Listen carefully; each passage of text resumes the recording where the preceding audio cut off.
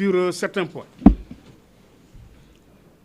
Je précise que ce dossier, ou en tout cas ce contentieux, qui oppose Mame Mbaye Niang à Ousmane Sonko,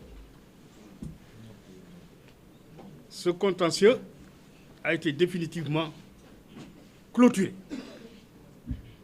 Et que de l'autre côté, on cherche à le ressusciter. On cherche à le ressusciter pour certainement nourrir les ambitions personnelles de M. Ousmane Sonko. Je rappelle que lorsque M. Ousmane Sonko a attaqué ou a diffamé M. Mame Mbaye Niang, il avait déposé une plainte au niveau de la DIC, la division des investigations criminelles. Et M. Ousmane Sonko est venu, il a répondu à la convocation de la DIC et il avait dit qu'il avait les éléments de preuve de ce qu'il avait dit par rapport à M. Mame Mbaye Niang. Et pour ce faire, il a demandé le report pour pouvoir produire les documents qui prouvent de manière indiscutable que ce qu'il a déclaré, urbi et orbi, était la vérité tout court.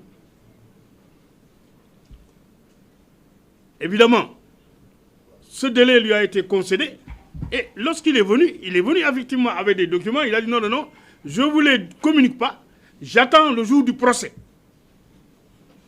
Mame Mbaye Niang a intérêt à arrêter sa procédure parce que si on va à la barre, je vais l'humilier. Le dossier a été transmis au parquet et enrôlé. M. Ousmane Sonko a été convoqué. Il a brillé par son absence. Il a été jugé par défaut réputé contradictoire. Malgré tout, il a relevé appel du jugement. C'est son droit le plus absolu. La partie civile aussi, Mame Mbaye Niang a relevé appel. Le procureur a relevé appel. Les 3 appels ont été joints en appel devant la cour d'appel. M. Ousmane Sonko n'est pas venu soutenir son appel. Une décision est intervenue de la cour d'appel. Il forme un pourvoi en cassation. Donc il va devant la Cour suprême. Il soulève une 50aine de moyens de droit, entre guillemets, pour demander la cassation de l'arrêt. Arrêt auquel il n'a pas voulu participer. Pour au moins défendre sa position. Et ce qui a été, la Cour suprême a rejeté le pourvoi de M. Ousmane Sonko. Et le 26 janvier 2024, M. Ousmane Sonko introduit une requête aux fins de rabat d'arrêt. Parce qu'entre-temps, on lui a signifié l'arrêt de la Cour suprême qui est intervenu le 4 janvier 2024. Qu'est-ce qu'il dit?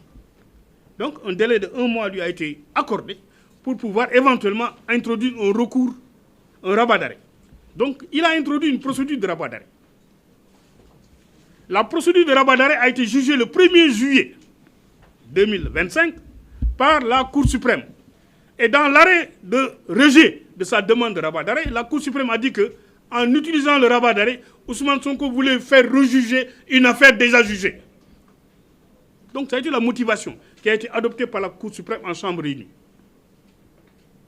Et cela a été clair. Donc la Cour suprême a rejeté la demande de rabat d'arrêt de M. Ousmane Sonko. Et donc, c'est sur cette base-là. On revient, entre-temps, on nous dit, mais tiens, on va introduire une procédure de révision. C'est ça le ridicule. Comme le ridicule ne tue plus en Afrique, plus particulièrement au Sénégal, on introduit une procédure de révision, soi-disant. Et pour cela, je rappelle que quand le ministre Ousmane Diagne était là, une commission avait précédemment été saisie. Et cette commission-là avait émis un avis défavorable pour dire que ce n'était pas possible, la révision. Mais qu'est-ce qu'on a fait? Entre-temps, on a fait débarquer Ousmane Diagne et on a mis là-bas Yassine Fall. Taillable et corvoyable à merci. Elle a institué une nouvelle commission. Et dans cette commission, comme l'a dit mon confrère, sur les 13 membres, les 12 sont sous ses ordres. Et cette commission dit, oui, je mets un avis défavorable, favorable plutôt, parce que simplement, il y a possibilité d'ouvrir le procès, parce que simplement, la culpabilité de M. Ousmane Sonko pose problème. Mais sur quoi ils se sont fondés? C'est-à-dire pour vous dire qu'on ne nous prenne pas, nous, pour des demeurés, qu'on ne nous prenne pas, nous, on ne marche pas sur la tête. Parce que simplement, nous sommes des juristes. On est là, on est des avocats. Depuis 38 ans, nous défendons la veuve et l'orphelin. Depuis 38 ans, nous défendons le droit. Et nous allons défendre le droit jusqu'au bout dans cette affaire. Et qu'est-ce qu'on a fait? On saisit la Cour suprême par un avis d'une soi-disant commission instituée. Et cette commission dit, oui, le procès est révisable. Le procureur général, près de la Cour suprême, nous notifie une requête aux fins de révision. Et comme le ridicule ne tue pas, on nous met dans la requête aux fins de révision et un bout de phrase que Ousmane Sonko avait prononcé avant et un bout de phrase qui figure même dans l'arrêt dont on demande la cassation. C'est-à-dire l'arrêt du 8 mai 2023. C'est-à-dire on dit qu'il y a un fait nouveau. Le fait nouveau, c'est quoi? C'est le rapport, entre guillemets, qui a été approuvé par Cheikh Diba, lequel d'ailleurs est poursuivi, parce que simplement, je ne vous l'apprends pas, on a déposé une plainte entre les mains de monsieur le procureur pour faux, usage de faux, contre Cheikh Diba, contre Yassine Fall et contre le Premier ministre, monsieur Ousmane Sonko. Et on espère que cette plainte-là sera instruite. Parce que le soi-disant rapport est un faux.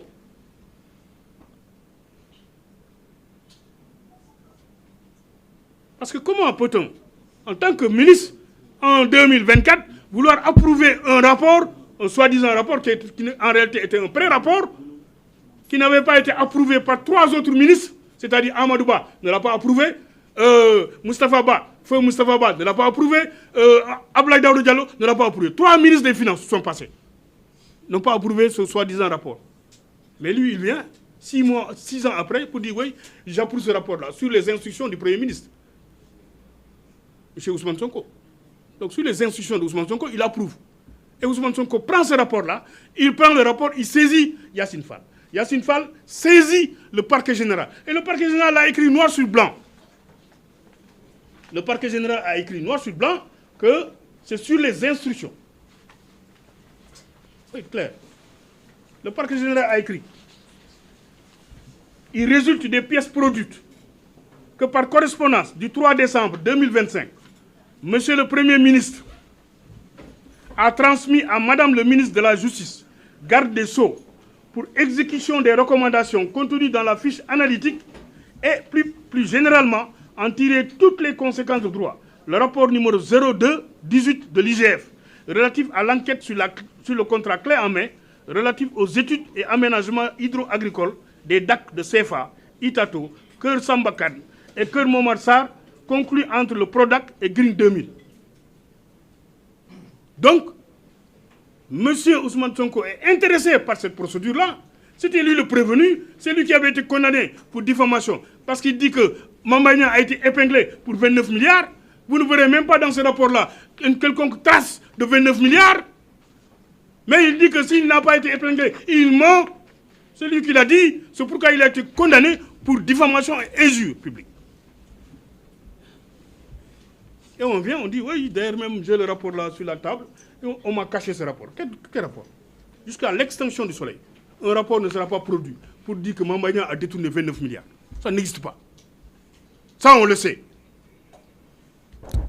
On le sait, et en leur âme et conscience, ils savent que la diffamation en l'espèce, elle est établie. Parce que simplement, vous savez, la diffamation, c'est un délit privé. C'est une infraction privée, la diffamation. C'est privé parce que simplement, c'est l'infraction qui, lorsque la partie civile se désiste, met fin à l'action publique. Aujourd'hui, si Mambagna dit « je me désiste, je laisse tomber », ça éteint tout. Personne n'y peut rien parce que simplement c'est l'infraction, c'est une infraction d'ordre privé qui est régie par des dispositions spéciales. Aujourd'hui, Mambagna dit « je me désiste », c'est terminé. Le dossier il est bouclé. Mais Mambagnan, je maintiens, personne n'y peut rien, même le procureur ne peut rien, absolument rien. Le procès doit se poursuivre. Or, la diffamation obéit à des règles spéciales. La loi est claire. Quand on vous poursuit pour diffamation, vous avez un délai pour rapporter la preuve. Vous avez 10 jours pour rapporter la preuve de la vérité des faits qualifiés de diffamatoires. Au-delà de ce délai, vous êtes déchu. Et là, ça a été une jurisprudence claire de la Cour suprême. Et on espère que la Cour suprême, statuant sur la demande de révision, ne va pas revenir sur sa propre jurisprudence. Parce que la Cour suprême est claire. La Cour suprême a été claire pour dire que... Non, c'est pas ça. Voilà. Donc la Cour suprême est claire. Elle a été claire dans une affaire où la Cour a dit ceci. La Cour suprême a dit que... Attendez, ne quittez pas. Je vais vous donner carrément l'arrêt.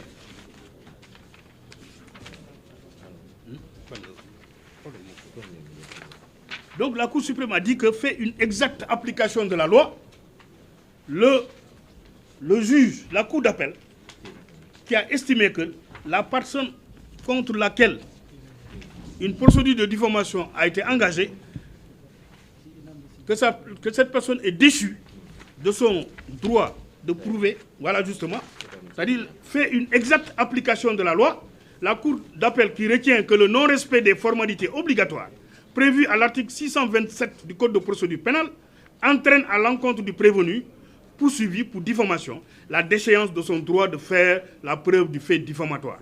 C'est un arrêt de la Cour suprême du 4 janvier 2018, affaire Ibrahima Tedignan contre MP.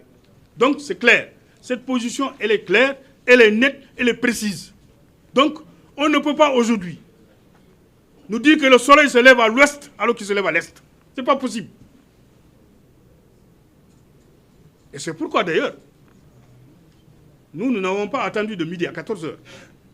Actuellement, ce qu'on a fait, on a même attaqué en procédure de mutation frauduleuse du droit au bail, dont M. Ousmane Sonko était titulaire, le droit au bail concernant le lot numéro R17, consistant en un terrain d'une superficie de 264 mètres carrés, situé à Dakar, Sikap, Keur Gorgui, que Ousmane Sonko, parce que nous on avait fait une réquisition le 24 avril 2023, le titre était au nom de Ousmane Sonko, et subitement, le 15 mai 2023, il a muté au nom de sa famille, des membres de sa famille. Hadi Kebe, Anna Djamanka, il y a Chouebou Sonko, Mohamed Abdul Wahab Sonko, Zakaria Mouskin Sonko, Ibrahima Kalilou Sonko, Ahmad Moundaï Sonko, Fatima John Sonko. Donc il a muté provisoirement pour éviter de payer les 200 millions à M. Mambagnan, le bien en question. Or, ce qu'il ne sait pas, c'est que nous, la loi nous permet, par une procédure d'action polienne, de faire en sorte que cette mutation frauduleuse dont il a organisé, donc que cette mutation-là soit annulée et que le bien revienne à son nom pour permettre à M. Mambagnan de recouvrer ces 200 millions. Nous avons saisi le tribunal d'une action dans ce sens-là et que la procédure sera bientôt évoquée devant le tribunal compétent, c'est-à-dire le tribunal de grande instance hors classe de Dakar. Donc c'est pour vous dire quelque part que la procédure de révision, c'est pratiquement une sorte de divertissement. Parce que manifestement, même les magistrats qui l'ont rédigé, j'en suis convaincu, ne sont pas convaincus. Parce qu'ils savent que cette procédure-là ne peut pas prospérer. Elle ne peut pas prospérer. C'est des décisions définitives. Il n'y a aucun élément nouveau. Il n'y a aucune pièce nouvelle dans cette affaire-là. M. Ousmane Sonko avait un délai. M. Ousmane Sonko a défié l'institution. M. Ousmane Sonko a dit, c'est clair, dites à Mambagnan d'arrêter la procédure parce que si on va à la barre, je vais l'humilier. Parce que lui, il avait le rapport. Il avait les éléments de pied. Et ce que tu dis, il disparaît. On fait un recours devant la Cour suprême où on soulève une cinquantaine de moyens. On plaide le dossier. La Cour suprême rejette tous les moyens, à l'exception simplement de la contrainte par corps. Parce qu'elle a estimé que la contrainte par corps ne s'appliquait pas. Elle a retranché. Monsieur revient par une requête aux fins de rabat d'arrêt. On plaide le dossier à nouveau devant la Cour suprême. Cette fois-ci en chambre réunie. La chambre réunie dit que ce que vous soulevez comme étant des moyens de rabattre l'arrêt ne sont pas fondés. Au contraire, ce que vous voulez, c'est de faire rejuger cette affaire-là. Et nous, la Cour suprême, nous estimons que c'est une page qui est définitivement tournée. Mais on ne baisse pas les bras.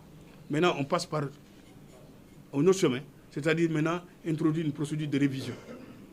Celle-là aussi, elle va subir le même sort que les autres. Et j'espère que les magistrats de la Cour suprême ne se laisseront pas manipuler. Manipuler. Et que le droit sera dit et bien dit. Parce que nous veillerons à ce que le droit soit dit et bien dit. Nous avons déjà fait un mémoire en réponse à la requête qui a été déposée. Et nous allons plaider le dossier devant la Cour suprême. Et nous espérons que la Cour suprême dira le droit. Parce que simplement, la procédure de révision, elle est même irrécevable. Avant même d'être mal fondée. Parce qu'il n'y a aucun élément nouveau. C'est les mêmes éléments que l'on retrouve dans l'arrêt même du 8 mai 2023. Où la Cour d'appel a repris effectivement ce que Ousmane Sonko avait dit. Parce qu'on a dit que Mamba Niang avait signé l'ordre de service avant même la signature du contrat. Alors que c'était faux. C'était inexact. On a rapporté la preuve que c'était faux. On nous dit qu'il a été épinglé pour 29 milliards. Je dis, ah bon, ok, il n'y a pas de souci. Venez nous rapporter les 29 milliards. Alors qu'on sait que les 29 milliards étaient entre les mains de Locafrique. Ce n'était même pas entre les mains du Trésor. C'était Locafrique qui avait préfinancé le product. C'est Locafrique qui payait les factures. Et Mamba Niang n'avait pas la tutelle financière. Mamba Niang avait la tutelle technique. Et l'IGF ne peut pas contrôler Mamba Niang. Parce que Mamba Niang était un ministre. L'IGF ne peut pas le contrôler. Donc, il ne peut pas faire l'objet d'une quelconque suspicion ou bien d'une quelconque audition même de la part des membres de l'IGF. Et l'IGF a été clair. Amadou Niang, qui est le coordinateur, à qui la DIC avait fait une réquisition, Amadou Niang a écrit noir sur blanc qu'il n'y a pas de rapport Prodac. C'est-à-dire, rapport Prodac, ça n'existe pas. On vient, on nous dit, oui, vous savez, hein, d'ailleurs, Pape Malindour, là, il a été épinglé par le rapport. C'est faux. Ce n'est pas un rapport de Prodac qu'il a épinglé. C'est par rapport à un rapport d'un expert désigné par le juge d'instruction, Ablaye Dramé. Il n'a rien à voir. Et ces rapports-là étaient relatifs à des factures. Relatifs à des opérations de transit. Donc ça n'a absolument aucun lien avec M. Mamba Niang. Rien du tout. Donc c'est pourquoi nous estimons qu'il y avait lieu d'apporter des éclairages dans cette affaire. D'apporter pour que l'opinion publique ne soit pas trompée. Pour qu'on évite une erreur judiciaire qui est plus crimineuse que le crime lui-même. Comme le disait Honoré de Balzac, l'erreur judiciaire est plus crimineuse que le crime. Et nous sommes là comme des sentinelles. Parce que nous sommes des avocats, on n'est pas des politiciens. Moi, en tout cas, en ce qui me concerne, je ne suis pas un politicien. Mais moi, je suis un avocat. Et je défends des principes. Et je les défendrai jusqu'au bout. Dans cette affaire, j'ai défendu Mamba Niang depuis la DIC jusqu'à nos jours. Et je le défendrai dans le cadre de la procédure de révision. Parce que j'estime que la diffamation, elle est incontestable et incontestée. Elle est établie, elle est indiscutable. Donc c'est pourquoi, pour ne pas trop monopoliser la parole, je vous demanderai simplement de bien vouloir, mon cher Elhadj, reprendre le micro. Merci.